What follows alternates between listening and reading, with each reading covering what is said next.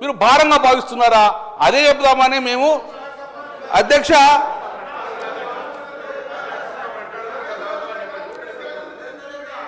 వారు జవాబు చెప్పినప్పుడు ఒక్క ప్రశ్నకు జవాబు చెప్పానండి.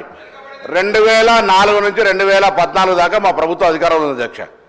2000 దానికన్నా తెలుగుదేశం కూడా ఒప్పుకోవట్లేదు, వివేకానంద ఒప్పుకోవట్టుకోయే. 2004 నుంచి 14 దాకా నేను చెప్తాను.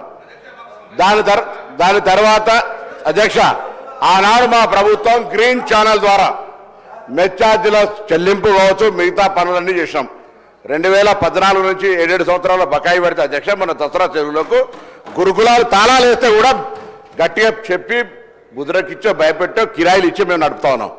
ఇవాళ మీరు అడుగుతా ఉన్నా, ఆడవాళ్ళు టీఆర్ఎస్ రాజధాని భవనం ఉన్నదంటే ఆవిడ స్కూల్ శాంక్షన్ చేసి కిరాయి కొరకు భవనాలు పెట్టిన ప్రతి ఎక్కడ మీరు సొంత భవనాలు ఏ కట్టారు? ఇలా మేము 216 స్కూల్స్కు ఇంటిగ్రేటెడ్ పాఠశాల పేరు కడుతున్నాం అధ్యక్ష. మీరు చెప్తా ఉన్నారు ఇలా ఎన్నికలకు సంబంధించి అధ్యక్ష సాక్షాత్తు వాళ్ళ హరీష్ రావు గారు కాన్స్టిట్యూన్సీ సిద్దిపేటకు సంబంధించినటువంటి ఇవన్నీ కాదా? దాని తర్వాత కేటీఆర్ సంబంధించి నేను మాట్లాడుతున్నాను, ఎందుకంటే వాస్తవాలు మాట్లాడే ప్రయత్నం చేసి వారు చదువుకున్నారు. ఎప్పుడు చదువుకున్నారు? కాంగ్రెస్ హయాంలో చదువుకోలేదా? గ్రామీణ ప్రాంతం నుంచి వచ్చి కరీంనగర్ చదువుకునే అవకాశాన్ని ఎక్కడికే వచ్చింది ప్రభుత్వ అధ్యక్ష. ప్రైవేటు పాఠశాలలు మాలే, గవర్నమెంట్ పాఠశాలలు చదవలే. మీరు ఎలా ఈ పరిస్థితి నుంచి మాట్లాడితే బీసీల గురించి మాట్లాడతారు. బీసీ శాఖ మంత్రిగా బీసీలకు సంబంధించి ఏం జరిగింది ఏందో చర్చ చేయదలుచుకుంటే బరాబరు చేస్తాం. ఎస్సీ ఎస్టీ బీసీ మైనార్టీలకు సంబంధించి తప్పకుండా కాంగ్రెస్ ప్రభుత్వం స్వతంత్రం వచ్చినప్పటి నుంచి ఏడు వరకు అసలు గురుకుల కాన్సెప్ట్ ప్రారంభించింది పివి నరసింహరావు గారు. గురుకులాల కాన్సెప్ట్ తెచ్చి ఇవాళ ఈ రాష్ట్రంలో ఉన్నటువంటి తెలంగాణ పబ్లిక్ సర్వీస్ కమిషన్ చైర్మన్లు పాత ఆయన కావచ్చు, ఇప్పుడు ఉన్నటువంటి ఆ మహేందర్ రెడ్డి గారు కావచ్చు, బుర్ర వెంకటేశ్వర గారు కావచ్చు, ఇవాళ మన ఆర్థిక శాఖకు సంబంధించి వచ్చినటువంటి ఒక ప్రొడక్ట్ రామకృష్ణారావు గారు. అందరం గవర్నమెంట్ పాఠశాల అధ్యక్ష. మీకు ఏం తెలుస్తుంది? కలుపు వాళ్ళ గవర్నమెంట్ స్కూల్లో చదవలే. మీరు బీసీ ఎస్సీ ఎస్టీ హాస్టల్కి సంబంధించి చదవలే. మంత్రి ఎవరున్నారు హాస్టల్కి సంబంధించి ఇప్పుడు ఒకట ఎవరిస్ట్ నుంచి దాఖలాలు అవ్వటమట. ఈ పేపర్ కటింగ్స్ మీకు పంపిస్తే అధ్యక్ష ఒక్కొక్కటి చెప్పదలుచుకుంటే గంట సేపు చెప్పగలుగుతాం. ఇవాళ మీరు ఒక సొంత భవనం కట్టకుండా, ₹1 మెచ్చార్జీలు పెంచకుండా, ₹1 వాళ్ళకి ఫుడ్ వాళ్ళకి ఇయ్యనటువంటి పరిస్థితులలో ఉంటే క్వాలిటీ లేని ఫుడ్ మేము ఇవాళ నేమ్స్ లాంటి హాస్పిటల్ నుంచి డైటీషియన్ల దగ్గర సలహా తీసుకొని ఆఫీసర్లంతా ఎస్సీ ఎస్టీ బీసీ మైనార్టీ వేరు కాదు, నలుగురు కూర్చొని ఒక మెనూ తయారు చేయాలని రాష్ట్రం మొత్తం ఒక మెనూ ఇచ్చి వాస్తవాలకు దగ్గరగా ఉండే విధంగా చేసినాం. గుడ్డ ₹5 ఉంటే ₹3 మీరు టెండర్ ఇస్తారు. ఓ పద్ధతి లేదు, సప్లై ఏమవుతుందో తెలియదు. ఇవాళ మీరు బట్ట కాల్చి మీద వారేసి విద్యార్థుల పేరు రాజకీయం చేస్తారు.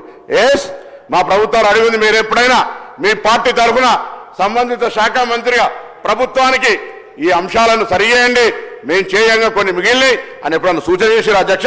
రాజకీయం చేద్దంటారు, వారు రాజకీయం చేసుకుంటూ దీని వెనుక కుట్రకోణంగా ఉన్నటువంటి పరిస్థితి. నిన్న కూడా శాసనమండలి చర్చ జరిగింది. కొంతమంది గతంలో తిష్ట వేసుకొని కూర్చున్నటువంటి వాళ్ళు ఇలా సంస్థకు చెడ్డ పేరు తేవడం ద్వారా ప్రభుత్వానికి చెడ్డ పేరు తెచ్చేటువంటి కుట్ర జరుగుతోంది అనేటువంటి అంశాన్ని కూడా మీ ద్వారా సభ దృష్టికి తీసుకొస్తున్నాం. ఏం మాట్లాడుతూ ఉన్నారు?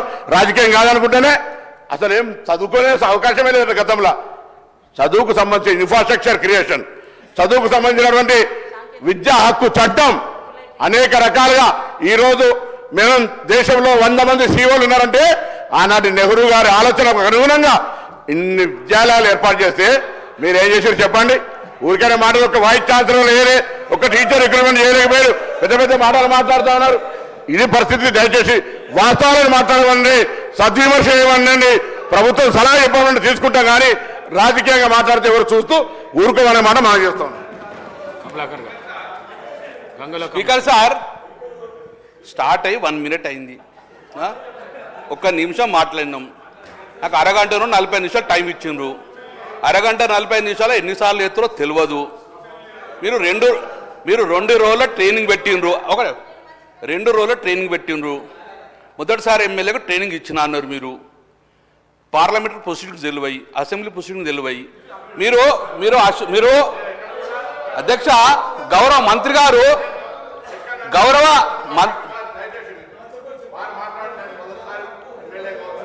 నాకు సంస్కారం ఉంది నాకు. నేను ఎక్కడ కూడా అన్పార్లమెంటరీ, దయచేసి అసెంబ్లీ